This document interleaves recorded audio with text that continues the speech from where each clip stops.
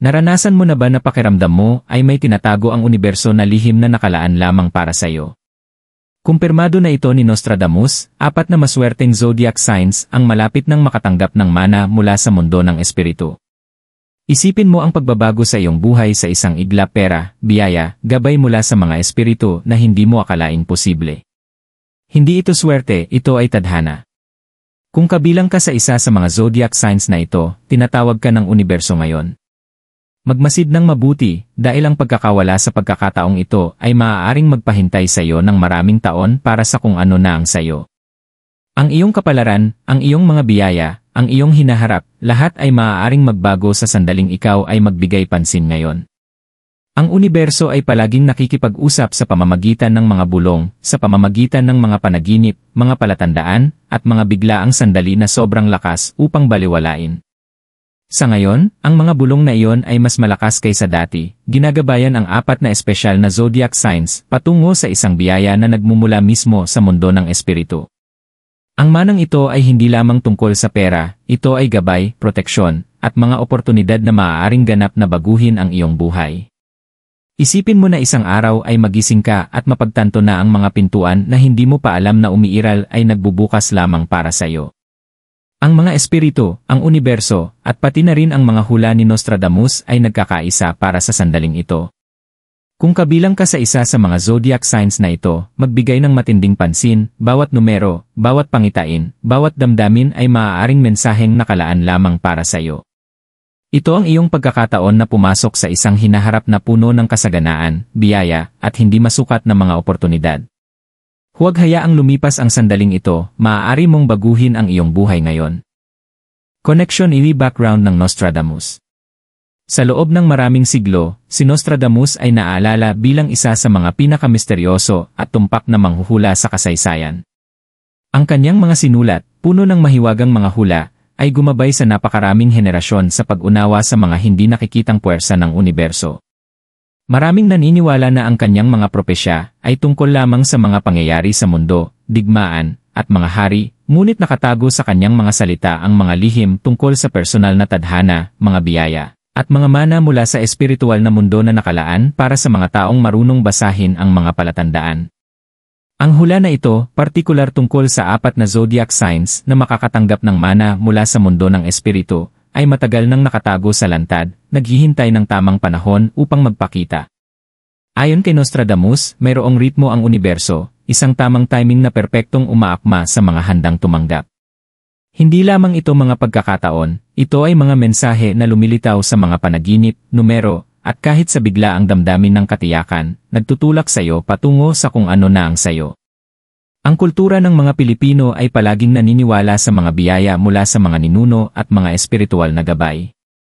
Marami sa atin ang nakarinig ng mga kwento mula sa mga nakatatanda tungkol sa mga di nakikitang puwersa na gumagabay sa kayamanan ng pamilya, nagbibigay ng babala, o nagbubukas ng mga pintuan sa tamang oras. Ang hula ni Nostradamus ay akma sa paniniwalang ito, pinapatunayan nito na ang ilang mga tanda ay nakalaan upang makatanggap ng kakaibang biyaya mula sa mundo ng espiritu. Ang manang ito ay maaaring magpakita sa maraming anyo, kayamanan, gabay, proteksyon, o mga oportunidad na magbabago ng daloy ng iyong buhay. Ang susi ay kamalayan, pagbibigay pansin sa mga palatandaan, panaginip, at mga sinkronisidad sa paligid mo. Kung napapansin mong paulit-ulit ang mga pattern, may mga mensaheng lumilitaw sa kakaibang paraan, o bigla ang swerte, malamang ito ay isang espiritual na mana na dumarating sa iyo. Ngayon, tuklasin natin kung ano talaga ang mundo ng espiritu at paano gumagana ang mana na ito upang makilala mo ito kapag lumitaw sa iyong buhay. Mundo ng espiritu di konsepto ng mana. Ang mundo ng espiritu ay isang dimensyon na lampas sa nakikita natin, isang lugar kung saan naninirahan ang ating mga ninuno, espiritual na gabay, at mga di nakikitang puwersa. Hindi ito nakatali sa oras o espasyo, at may malalim na koneksyon sa ating buhay dito sa lupa. Maraming tao ang iniisip na ang mana ay tungkol lamang sa pera o material na kayamanan, ngunit sa katotohanan, ang mundo ng espiritu ay maaaring magbigay ng gabay, oportunidad, proteksyon, at kahit mga sandaling tila himala. Ang mga biyayang ito ay maingat na itinakda sa tamang oras at madalas dumarating sa mga handang tumanggap. Sa kulturang Pilipino, matagal na nating pinaniniwalaan ang kapangyarihan ng mga di nakikitang puwersa. Mula sa gabay ng mga ninuno sa mga mahahalagang desisyon hanggang sa biglaang mga sandali ng swerte na tila lumilitaw mula sa wala, palaging may papel ang mundo ng espiritu sa paghubog ng ating tadhana. Ito ang dahilan kung bakit ang hula ni Nostradamus tungkol sa 4 na zodiac signs na ito ay lubos na tumatagos. Ang universo ay nagpapadala ng mga mensahe sa mga handang makinig. Ang pagtanggap ng mana mula sa mundo ng espiritu ay hindi palaging halata. Maaari itong dumating bilang mga panaginip na malinaw at may kahulugan, mga paulit-ulit na numero na lumilitaw sa araw-araw na buhay, o kahit bigla ang damdamin ng intuisyon na ginagabayan ka patungo sa tamang landas. Maaaring mapansin din ang mga bagay na gumagalaw ng misteryoso o maliliit na himala na lumilitaw sa tamang sandali. Ito ang mga paraan ng komunikasyon ng universo na naghahanda sa iyo upang tanggapin ang iyong mana. Ang pinakamahalagang salik ay kamalayan at pagkakahanay. Ang pagiging bukas, pagtitiwala sa di nakikita, at pagsunod sa espiritual na gabay ay nagpapahintulot sa mga biyayang ito na dumaloy ng natural. Kung baliwalain, maaaring hindi mapansin ang mga palatandaang ito, at maaaring mawala ang mga oportunidad. Ngunit kapag nakilala, maaari nilang ganap na baguhin ang iyong buhay, nagdadala ng kasaganaan, proteksyon, at kapayapaan na halos tila mula sa ibang mundo. Ngayon na nauunawaan natin kung ano ang mundo ng espiritu, at kung paano gumagana ang mana, tuklasin natin ang unang zodiac sign na nakatakdang makatanggap ng kamanghamanghang biyayang ito. At kung ano ang mga palatandaan na dapat bantayan kung ikaw ay kabilang dito. Zodiac sign #1 Aries. Ang unang zodiac sign na nakatakdang makatanggap ng mana mula sa mundo ng espiritu ay Aries. Kung ikaw ay isang Aries, tinatawag ka ng universo na buksan ang iyong mga mata sa mga mensaheng tahimik na lumilitaw sa paligid mo. Maaaring naramdaman mo ang biglaang pagdating ng mga oportunidad, hindi inaasahang tulong mula sa mga estranghero, o kahit mga panaginip na paulit-ulit ang parehong tema. Hindi ito mga pagkakataon lamang, ito ay mga senyales mula sa mundo ng espiritu na naghahanda sa iyo upang tanggapin ang mga biyayang nakalaan lamang para sa iyo. Aries, ang iyong mana ay maaaring dumating sa iba't ibang anyo. Para sa ilan, ito ay maaaring pinansyal, isang biglaang oportunidad, bagong trabaho, o kahit maliit na panalo na lalaki at magiging mas malaki. Para sa iba, maaari itong maging gabay, koneksyon, o espiritual na suporta na magbabago ng iyong pananaw sa buhay. Ang susi ay ang makilala ang mga palatandaan at huwag itong baliwalain. Kung nararamdaman mo ang matinding intuisyon na gumagabay sa iyo, o paulit-ulit na numero sa iyong pang-araw-araw na buhay, maaaring ito ay direktang pagturo ng universo sa iyo. Itinuturo ng kulturang Pilipino na ang mga ninuno at espiritu ay laging nagmamasid, gumagabay, at nagpoprotekta sa atin. Para sa Aries, napakahalaga ng pagbibigay pansin sa mga banayad na senyales. Panatilihin ang maliit na kwaderno sa tabi ng iyong higaan at isulat ang iyong mga panaginip o mga numerong patuloy na lumilitaw. Sindihan ang kandila habang binubulong ang iyong mga intensyon sa universo. Angkanin sa dingding ng bintana, barya sa iyong pitaka, o kahit simpleng dasal sa iyong mga ninuno ay maaaring palakasin ang mga mensaheng ito. Isang makapangyarihang ritual para sa Aries ay ang pagmumuni-muni tuwing pagsikat ng araw. Ipikit ang mga mata at imahinasyon na ang mundo ng espiritu ay nagpapadala ng mga biyaya diretsyo sa iyo. Damhin ang enerhiya na dumadaloy sa iyong buhay. Tandaan, ang mga biyayang ito ay hindi lamang tungkol sa kayamanan, ito ay tungkol sa pagkahanay ng iyong buhay sa daloy ng universo. Magtiwala sa iyong instincts at kumilos kapag dumarating ang mga oportunidad.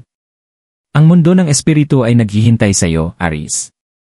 Darating ang iyong sandali, at ang mga magbibigay pansin ay unang makakapasok sa kanilang mana.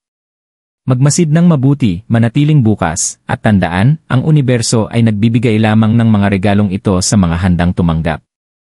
Zodiac sign #2 Taurus. Ang ikalawang zodiac sign na nakatakdang makatanggap ng mana mula sa mundo ng espiritu ay Taurus. Kung ikaw ay isang Taurus, ngayon ang tamang panahon upang mapansin ang mga banayad na palatandaan na gumagabay sa iyo patungo sa mga biyayang magbabago ng iyong buhay. Maaaring maramdaman mo ang biglaang kaliwanagan o katahimikan kapag humaharap sa mga hamon, o maaari mong mapansin ang mga oportunidad na dumarating sa hindi inaasahang paraan, sa pamamagitan ng mga tao, pagkakataon, o kahit mga panaginip na tila sobrang totoo para baliwalain. Ito ang mga bulong ng mundo ng espiritu, naghahanda sa iyo para sa isang mana na nakalaan lamang sa iyo. Para sa Taurus, ang mana na ito ay maaaring lumitaw sa parehong materyal at espiritual na anyo. Ang ilan ay mapapansin ang pinansyal na biyaya, hindi inaasahang regalo, promosyon, o bagong pinagkukunan ng kita. Ang iba naman ay maaaring makaranas ng gabay, bagong mentor, o mga oportunidad na perpektong tumutugma sa layunin ng iyong buhay. Ang nagtatangi sa sandaling ito ay ang tamang timing, matagal nang inaayos ng universo ang mga pangyayari sa likod ng eksena, at ngayon, lahat ay naghahanay upang tulungan kang sumulong. Sa kulturang Pilipino, matagal nang pinaniniwalaan ang gabay ng mga ninuno at espiritual na proteksyon. Bilang isang Taurus, bigyang pansin ang mga paulit-ulit na palatandaan, mga numero na patuloy na lumilitaw, panaginip na may malakas na emosyonal na epekto, o bigla ang mga kaisipan na nagbibigay ng inspirasyon. Ang simpleng ritual ay maaaring palakasin ang mga biyayang ito. Sindihan ang puting kandila sa gabi habang tahimik na hinihiling sa iyong mga ninuno o sa mundo ng espiritu ang gabay. Ang paglalagay ng barya o maliit na alay malapit sa pintuan ng iyong tahanan ay maaaring anyayahan ang kasaganaan, habang ang pagsasabi ng iyong intensyon ng malakas ay direktang nakakonekta ang iyong enerhiya sa universo. Isang makapangyarihang ritual para sa Taurus ay ang pagmumuni-muni gamit ang paborito mong bagay na may kahulugan, isang bagay na nag-ugnay sa iyong nakaraan o pamilya. Ipikit ang mga mata, ituon ang pansin sa paghinga, at imahinasyon na ang mana ay dumadaloy sa iyong buhay. Damhin ang mga biyaya na tila sa iyo na ang mga ito. Ang universo ay handa ng gantimpalaan ang iyong pasensya, Taurus. Paparating na ang iyong mana, ngunit tanging ang mga mapagmasid at nakahanay ang tunay na makakatanggap nito. Manatiling alerto, sundin ang iyong intuition, at magtiwala na bawat hakbang ay ginagabayan ng mundo ng espiritu. Zodiac Sign #3, Gemini. Ang ikatlong zodiac sign na napili upang makatanggap ng mana mula sa mundo ng espiritu ay Gemini. Kung ikaw ay isang Gemini, ipinapadala ng universo ang mga mensahe na hindi dapat baliwalain. Maaaring napansin mo kamakailan ang mga banayad na palatandaan, mga panaginip na paulit-ulit, biglaang inspirasyon, o mga pagkikita na tila mahiwaga. Hindi ito mga pagkakataon lamang, ito ay mga banayad na pagtutulak mula sa mundo ng espiritu na gumagabay sa iyo patungo sa biyaya na matagal nang naghihintay para sa iyo. Para sa Gemini, ang mana na ito ay maaaring dumating sa iba't ibang anyo. Ang ilan ay makatatanggap ng pinansyal na oportunidad, tulad ng hindi inaasahang kita, biglaang panalo, o bagong proyekto na magdudulot ng kayamanan at pagkilala. Ang iba naman ay makakaranas ng espiritual na gabay, biglaang kaliwanagan, o koneksyon sa mga tao na may mahalagang papel sa paghubog ng iyong hinaharap. Gemini, ang iyong isipan ay likas na mausisa at mapanuri, kaya't lalo kang sensitibo sa mga senyales na ito. Alam ito ng universo at ipinapahayag ang mensahe sa paraang maiintindihan ng iyong intuisyon. Sa kulturang Pilipino, matagal nang pinahahalagahan ang espiritual na gabay at mga biyaya ng mga ninuno, at para sa Gemini, napakahalaga ang pagbibigay pansin sa maliliit na detalye. Ang mga paulit-ulit na numero, malinaw na panaginip, at hindi maipaliwanag na damdamin ng katiyakan ay mga senyales ng mana na papasok sa iyong buhay. Ang simpleng ritual ay maaaring palakasin ang daloy na ito. Subukang sindihan ang kandila habang iniimahinasyon na dumarating ang mga biyaya sa iyo, o panatilihin ang maliit na kwaderno sa tabi ng iyong higaan upang isulat ang mga panaginip at inspirasyon. Ang pag-aalay ng maliit na tanda ng pasasalamat sa iyong mga ninuno ay maaari ring palakasin ang koneksyon mo sa mundo ng espiritu. Isang makapangyarihang ritual para sa Gemini ay ang pagmumuni-muni sa tahimik na lugar sa maagang oras ng umaga. Ipikit ang mga mata, huminga ng malalim, at imahinasyon na ang mundo ng espiritu ay nagpapadala ng mana diretsyo sa iyo. Isipin ang biyaya na dumadaloy sa bawat aspeto ng iyong buhay, kayamanan, gabay, at mga oportunidad na perpektong tumutugma sa iyong tadhana. Gemini, matagal nang inihahanda ng universo ang sandaling ito para sa iyo. Paparating na ang iyong mana, at ang mga mapagmasid at nakahanay ang tunay na makatatanggap nito. Magbigay pansin, magtiwala sa iyong instincts, at alamin na ang mundo ng espiritu ay masigasig na gumagana para sa iyo. Paano makilala tanggapin yanji iyong mana? Ngayon na na-explore na natin ang 4 zodiac signs na nakatakdang makatanggap ng mana mula sa mundo ng espiritu, Aries, Taurus, Gemini, at Cancer. Ang susunod na hakbang ay ang pag-unawa kung paano makilala ang mga biyayang ito at ganap na matanggap ang mga ito. Maraming tao ang nalalampasan ang mga oportunidad na ito dahil hindi nila napapansin ang mga banayad na palatandaan na lumilitaw sa pang-araw-araw na buhay. Nakikipag-usap ang universo sa pamamagitan ng mga simbolo, damdamin, at karanasan na madalas ay tila maliit o walang kahalagahan, ngunit kapag napansin at tinugunan, ito ay direktang nagdadala sa pagbabago ng buhay at kasaganaan. Ang unang paraan upang makilala ang iyong mana ay sa pamamagitan ng mga panaginip at bisyon. Bigyang pansin ang mga panaginip na tila hindi pangkaraniwan ang talas o emosyonal na lalim.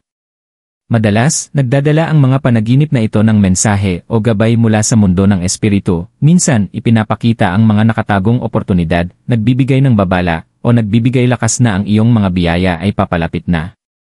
Panatilihin ang maliit na kwaderno sa tabi ng iyong higaan at isulat ang bawat detalye. Ang mga pattern, paulit-ulit na simbolo, o inuulit na numero sa mga panaginip ay espesyal na mahalaga. Ito ang mga palatandaan na direktang nagtuturo sa iyong mana. Pangalawa, ang mga numero at mga synchronicity. Mas madalas kaysa sa inaakala mo, nakikipag-usap ang universo sa pamamagitan ng mga numero. Ang paulit-ulit na nakikitang mga numero, sa relo, resibo, plaka ng sasakyan, o sa pang-araw-araw na buhay, ay senyales na inaayos ng mundo ng espiritu ang mga pangyayari pabor sa iyo. Para sa mga Pilipino, ito ay malalim na kaakibat ng paniniwala sa swerte, kung saan ang ilang numero ay may kapangyarihan at maaaring magpahiwatig ng paparating na biyaya. Pangatlo, ang intuition at damdamin ng katiyakan ay mga pangunahing indikasyon. Maaaring bigla kang madama na naakit sa isang desisyon, tao, o lugar nang hindi mo maintindihan kung bakit. Ang mga pakiramdam na ito ay hindi random, ito ay paggabay ng mundo ng espiritu patungo sa mga oportunidad na para sa iyo. Mahalaga ang pagtitiwala sa panloob na gabay na ito kahit hindi ito agad nauunawaan. Upang ganap na matanggap ang iyong mana, makakatulong ang mga ritual at mga praktis ng pagkakahanay. Sindihan ang kandila, mag-alay ng dasal sa mga ninuno, o ilagay ang mga barya, dahon, o simbolikong bagay sa makabuluhang lugar upang makaakit ng kasaganaan. Ang pagmumuni-muni, visualization, at mga gawaing pasasalamat ay nagpapalakas ng koneksyon mo sa mundo ng espiritu at nagpapadali upang makilala ang pagdating ng biyaya. Halimbawa, tahimik na pagmumuni-muni sa umaga habang iniimahinasyon ang pagdaloy ng mana sa iyong buhay ay lumilikha ng espiritual na daan para maabot ka ng mga biyaya. Sa huli, manatiling bukas at matiisin. Ang universo ay may sariling oras at maaaring dumarating ang biyaya ng unti-unti o biglaan. Sa pamamagitan ng pagiging mapagmatsyag, pagpapraktis ng pasasalamat, at pagsunod sa mga palatandaan, tiniyak mo na walang mawawala ng hindi napapansin. Tandaan, ang mundo ng espiritu ay ginagantimpalaan ang mga handa, mapagmatsyag, at nakahanay.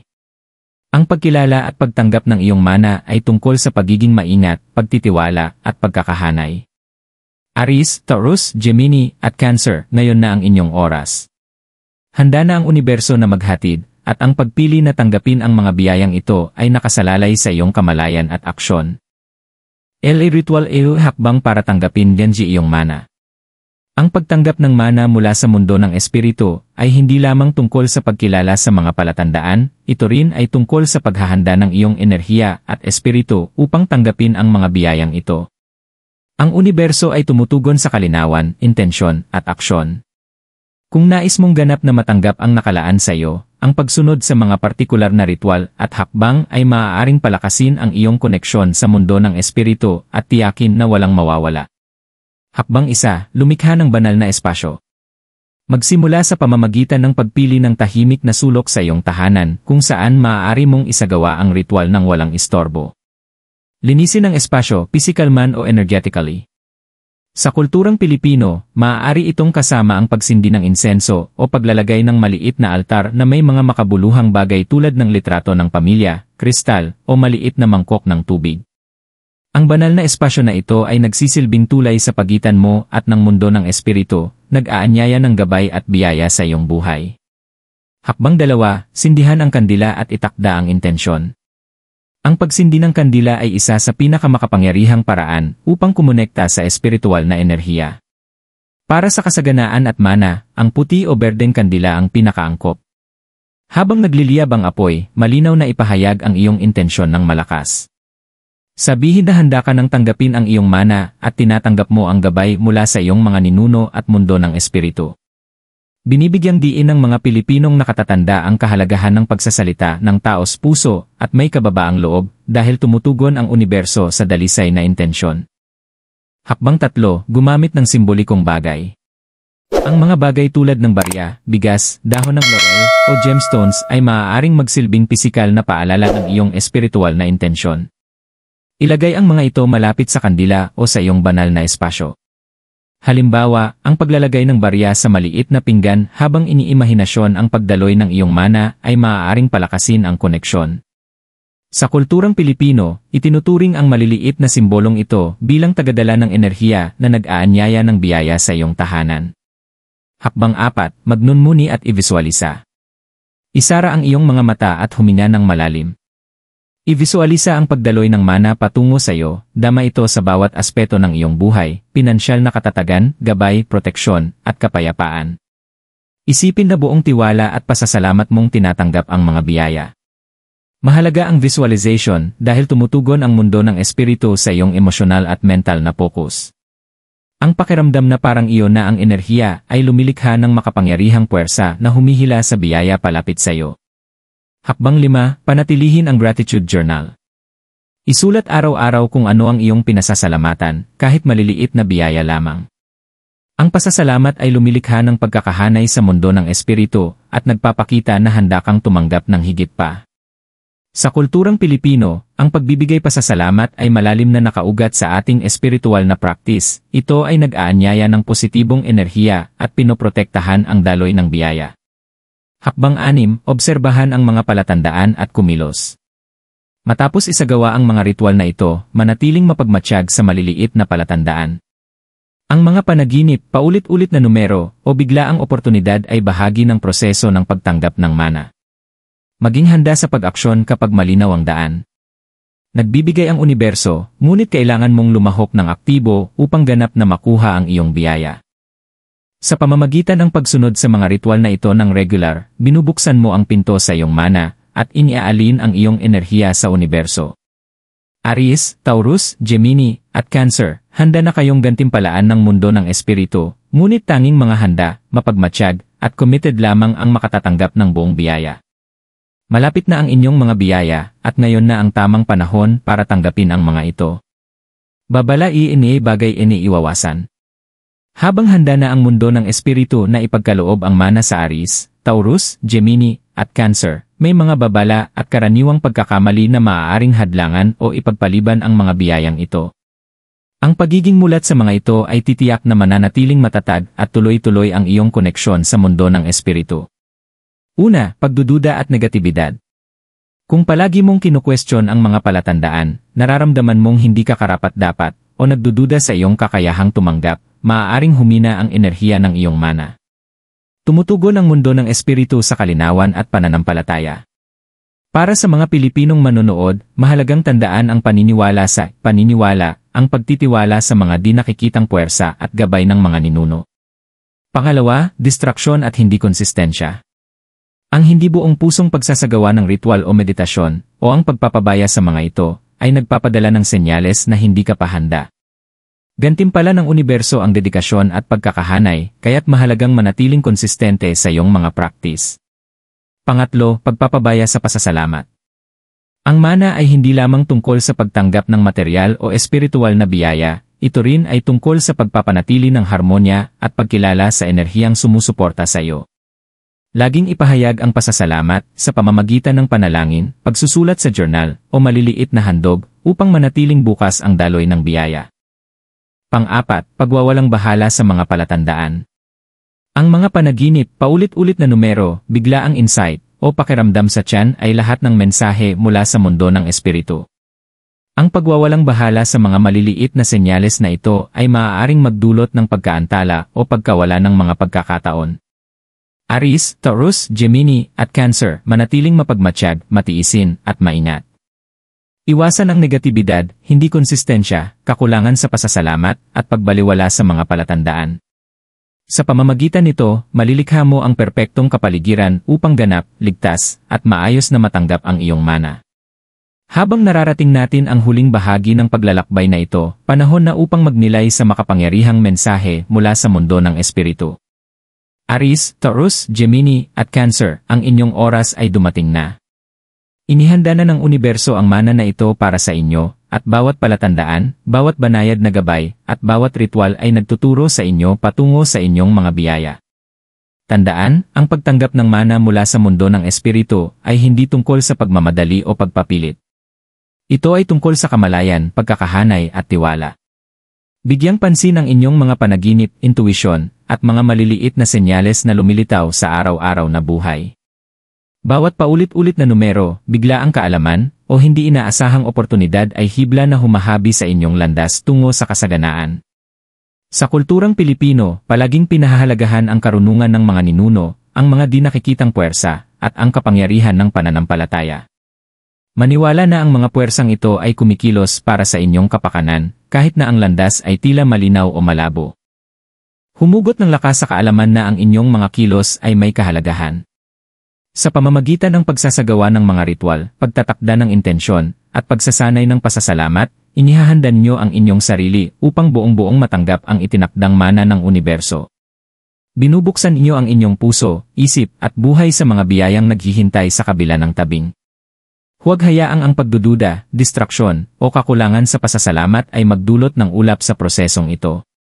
Manatiling konsistente, maging mapagmatsyag, at yakapin ang mga palatandaan ng may kasiyahan at pananampalataya. Ginagantimpalaan ng mundo ng espiritu ang mga handa, mulat, at nakaalin. Aries, Taurus, Gemini, at Cancer, ito na ang inyong sandali. Tumayo ng matatag, magtiwala sa inyong sarili, at tanggapin ang mga biyayang paparating. Alamin na bawat maliit na hakbang, bawat ritual, at bawat gawa ng pasasalamat ay nagpapalakas sa inyong koneksyon sa mundo ng espiritu. Handa na kayo. Karapat-dapat kayo. At ang inyong mana ay naghihintay. Tumawag na ang inyong kapalaran. Nakaalin na ang universo. Ngayon ay nasa inyo na ang hakbang upang buong-buong tanggapin ito.